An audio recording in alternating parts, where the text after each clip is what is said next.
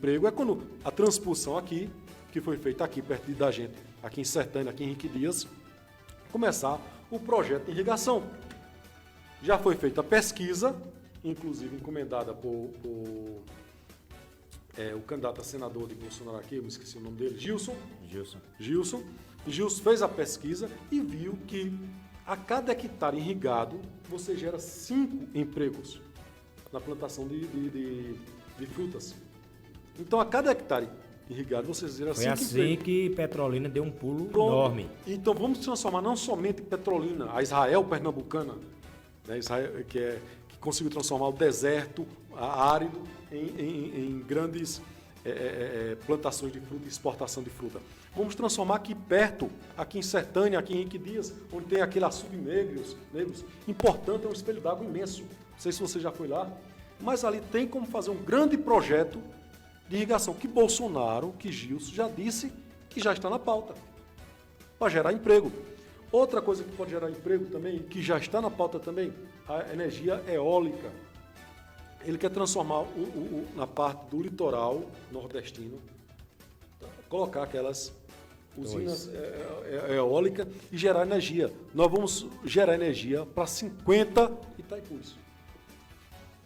Nós vamos exportar. O Brasil vai conseguir exportar energia. Tá certo? Então, meu amigo, o Estado tem que ficar no lugar dele, ficar incentivando. Mas quem gera emprego é quem? É a iniciativa privada. Tá certo? Não é somente a loja, é a indústria, o agronegócio, é a plantação de melão, é a plantação de frutas, de uva, de manga, tá certo? É embalando, é exportando para o resto do mundo. A cada 5 pessoas no mundo hoje, uma é alimentada pelo Brasil.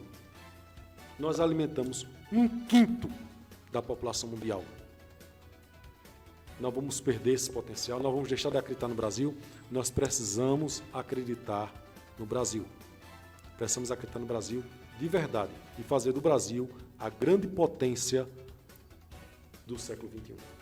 Bom, 21 horas e 34, quero, nesse finalzinho do programa, chegou uma informação aqui, quentinha, quero agradecer ao nosso querido Dr. Pedro, Dr. Pedro, advogado, um dos mais renomados aqui do nosso estado, e ele me manda aqui um resultado da segunda Corte Especial do Superior Tribunal de Justiça sobre o afastamento do governador de Alagoas, o Paulo Dantas.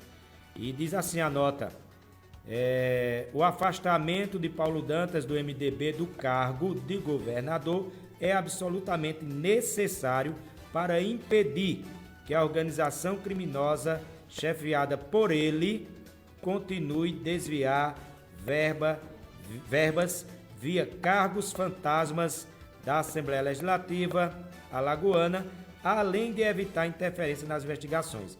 E no finalzinho diz assim, olha: a estimativa é que o desvio ultrapasse a marca de 54 milhões de reais. Ou seja, foram encontrados 100 mil, na casa dele, mais 14 mil com ele no hotel, mas aqui, segundo informações do Tribunal de Justiça Federal, estima-se aí mais de 54 milhões desviados. O Paulo Dantas, que é apoiado pelo Renan Calheiros, não é isso? Não é ele? Ele apoia Lula. E apoiado pelo ex-presidente Lula. Inclusive, o Lula teve uma fala do Lula essa semana, onde ele foi contra esse afastamento do Paulo Dantas, porque ele disse que isso era para prejudicar ele. Ou seja, ele já insinuou que o Tribunal de Justiça estava o perseguindo através do governador Paulo Dantas. É uma verdadeira vergonha, é um país de cabra safado que não pode ter uma oportunidade, que tem que roubar, É difícil a gente ver a coisa mudar num país desse, porque o cara sentou numa cadeira e ele acha que tem que roubar, E por isso que tentam taxar de todo jeito o atual presidente, falando daqueles imóveis que em 35 anos, 51 imóveis. Bom, eu não vou entrar nesse mérito agora. Doutor Jacques, algo mais que o senhor queira acrescentar? Não, eu só tenho a agradecer a você, a agradecer àqueles que nos acompanham, né? E dizer que mesmo que a gente termine agora, que vocês podem postar, não é isso? Não pode postar esse vídeo, que é necessário que o debate político se faça presente na nossa cidade. Não importa o tamanho da cidade, nós temos um peso, nós temos capacidade de conversarmos, e a adesão do Brasil crescer não é de uma região ou de outra, é de todo o Brasil. E o Nordeste não pode ficar para trás. O Nordeste tem um histórico de... Antes do senhor encerrar, o senhor falou aí no Nordeste, eu já ia esquecendo. Primeiro eu quero abraçar aqui o André Gomes, o meu amigo, o repórter do povo, Bruno Cisar, o Inaldo Tenório, que está nos assistindo, a doutora Valéria Inaldo. Patriota, deixa eu ver mais, o Daniel Barbosa, que diz assim, sobre os debates... Cadê, meu Deus? Pulou aqui. Sobre os debates que se inicia neste final de semana, qual a importância dele para o aumento de Bolsonaro ou até do próprio Lula, né? A gente aqui, o programa, ele não tem assim um vínculo, né? O programa é democrático. Você que está assistindo pode fazer qualquer pergunta, já nesse finalzinho, pode dar sua opinião, não é verdade? Eu gostaria que você compartilhasse. Bruno, meu querido, me ajuda aí, é o programa de estreia, né? E falando em estreia, Dr. Jacques, antes do senhor encerrar, vem aí as apurações e nós iremos fazer as apurações aqui na Rede Vale, a partir das 10 da manhã, com flashes de municípios ou até de outros estados, e a partir das 5 da tarde, as apurações voto a voto, urna a urna, aqui na Rede Vale. Primeiro turno nós fizemos junto com o amigo Juliano da TV Arco Verde e o Arco Verde Online. Segundo turno, nós vamos fazer individual aqui na Rede Vale, para a gente acompanhar e você poder também acompanhar conosco. Quem não segue a página, começa a seguir, tá? Segue a página, a gente precisa chegar aos 20 mil, né? Nossos seguidores são tudo orgânicos, a gente não paga para obter seguidores. Bom, antes do senhor encerrar, essa pergunta aí do Daniel. Pronto, eu queria novamente que você repetisse. Que eu não... Vai iniciar os debates agora para o final de semana, né? O Bolsonaro já disse que vai em todos e o Lula já disse que nem vai no da, se eu não me engano, da Jovem Pan e nem no da Record. Se eu não me engano, essas duas emissoras Por que será que ele não vai já dar foram Jovem Pan nem da comunicadas. Bom, que o Lula já disse que não vai. Segundo ele, são tendenciosas. Bom, aí fica a pergunta no ar. Mas qual a importância da população participar desses debates, Dr. Jacques? Veja só. Dessa vez não vai ter o padre, viu? Não vai ter o padre. É uma pena. Não vai ter o padre. Era o que agitava um pouquinho, né? Até hoje tem memes a esse respeito, né? Veja só, os debates, ele foca na questão do indeciso. Né? Quem já sabe em quem vai votar, vai para o debate para torcer, feito futebol. Entendeu? Eita, disse isso, eita, disse aquilo, eita, fora bem dado, entendeu? E fica mais nessa questão da agitação. Para o indeciso, no entanto, ele percebe muitas coisas, porque vai defender se o candidato é firme, se não é. Fica mais numa questão do que como você se comporta no debate do que necessariamente o que você diz no debate. E serve também para depois ele recortar aquilo e transformar em propaganda, nas redes sociais, né? Fazerem montagens para os fakes, né? Serve para isso. Mas assim, eu gosto dos debates, eu acho importante, né? Gosto e acho importante. Dá para a gente analisar muitas vezes alguns comportamentos. A gente viu, por exemplo, Lula no debate da Band fragilizado, e a gente sabe que Lula era um experiente no debate, e a gente viu ele ali. Viu ele repetir um pouquinho, mesmo com todo o apoio da Globo, com toda a cobertura que a Globo dava, porque ele foi na Globo porque se sente seguro lá, né?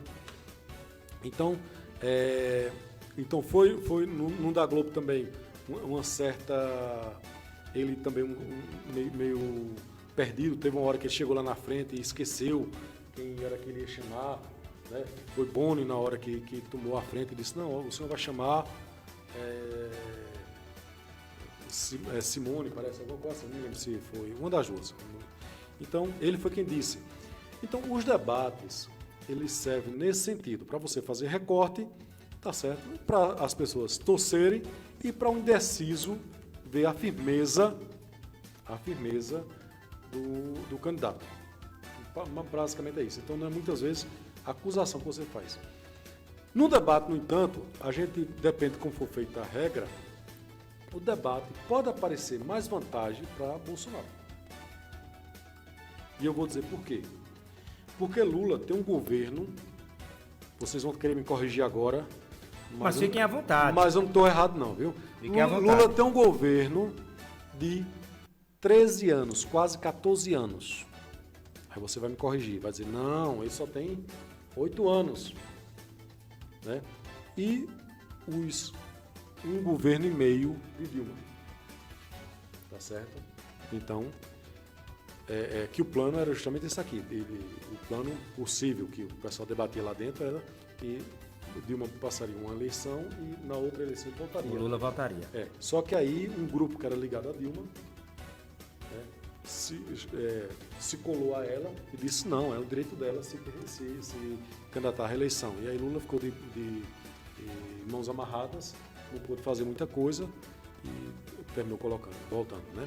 Então terminou sem poder fazer o projeto original, tá certo? Então, na verdade, o Brasil esteve 14 anos nas mãos do PT. 14 anos na mão do PT. E deixou a economia fragilizada.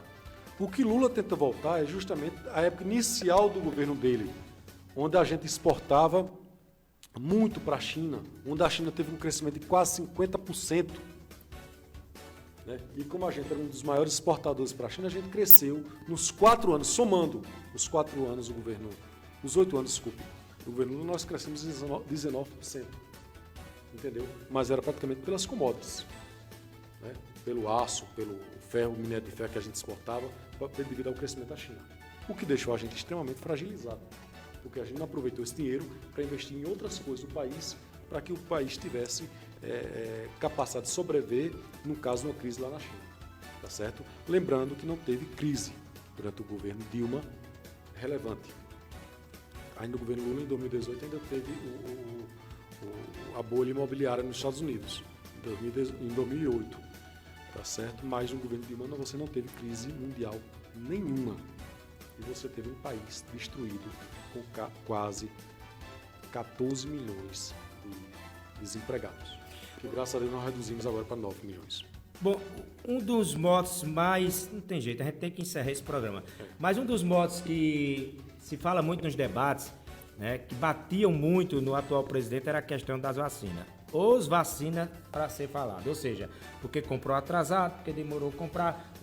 As vacinas foram lançadas, as primeiras, parece que em agosto, e em dezembro o Brasil já comprou, né? E começou a vacinar em janeiro, coisa assim. Ela foi autorizada, foi começar a falar em vacina em agosto, assim, mas tinha que ter autorização, os testes.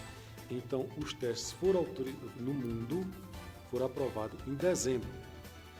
Quando foi em janeiro, quando a Anvisa tinha aprovado, o Brasil foi os primeiros a comprar.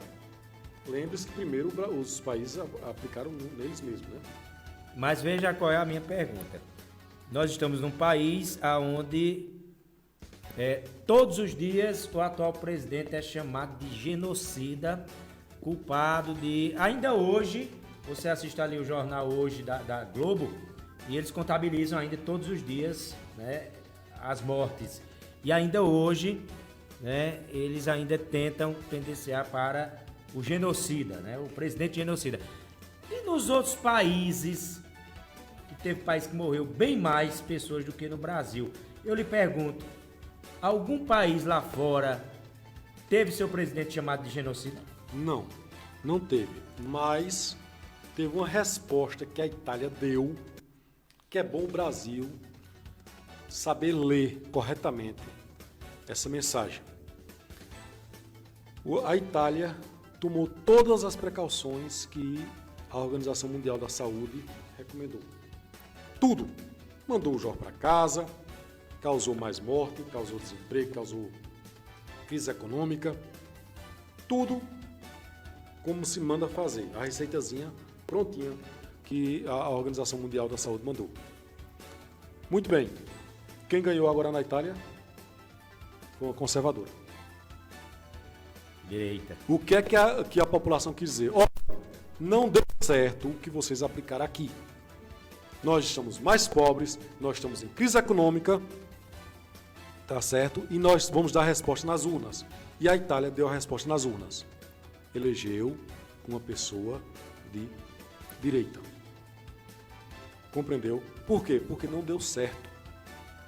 Não deu certo. Isso já foi provado 1000 vezes. Que esse método que foi utilizado, depois a própria OMS dava uma regra, depois mudava. Entendeu? Então, é assim, isso não vai ser uma discussão que a gente vai dizer agora e que vai aparecer a resposta. Isso vai daqui a alguns anos.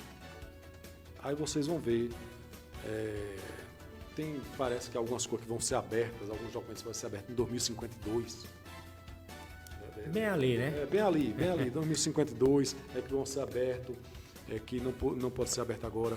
Mas assim, foram tomar várias coisas que querem atribuir a uma pessoa. Com o seu... Olha, tá...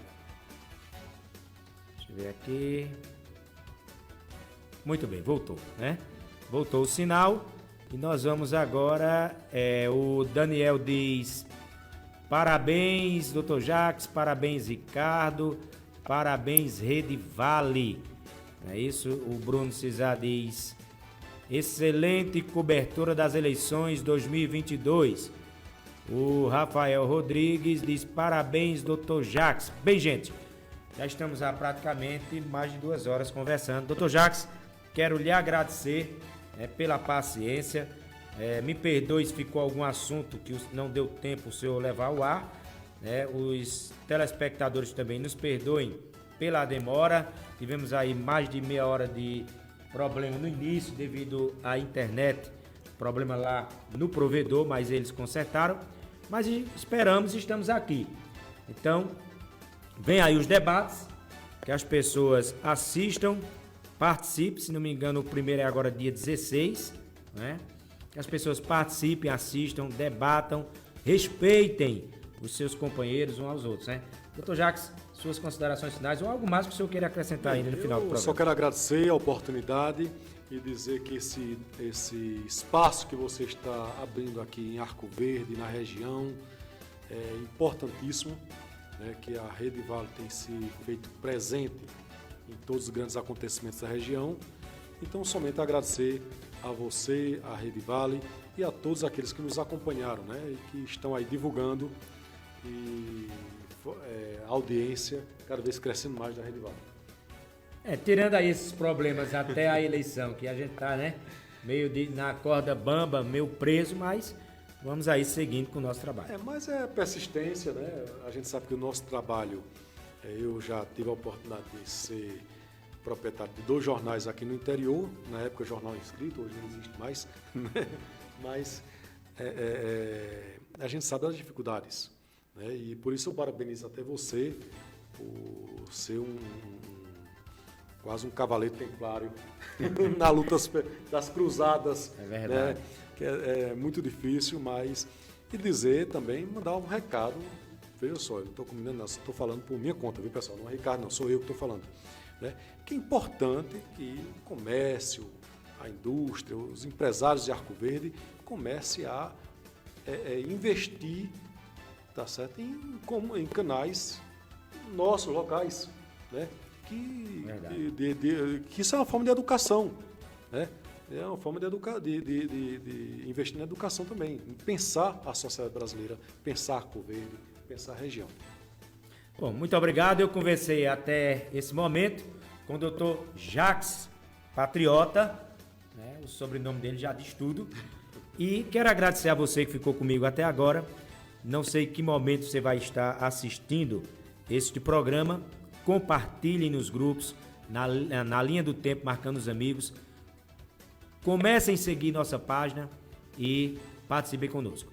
Amanhã, meio-dia, tem o programa Alerta Regional, todos os dias, de segunda a sexta, do meio-dia a 1h da tarde, até 2h da tarde. Também, próxima quarta-feira, eu estarei recebendo o pessoal da agência M2, um dos maiores prêmios do Nordeste.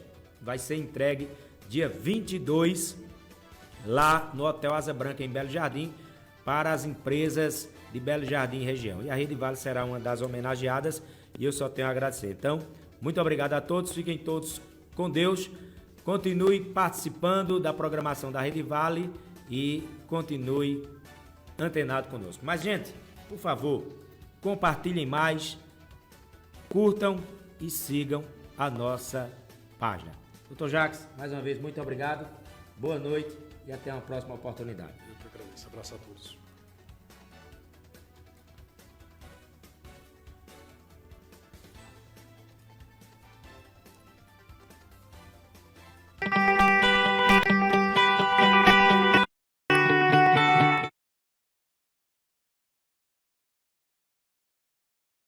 Não entrou o que era para entrar, a gente encerra assim mesmo. Boa noite a todos, fiquem com Deus.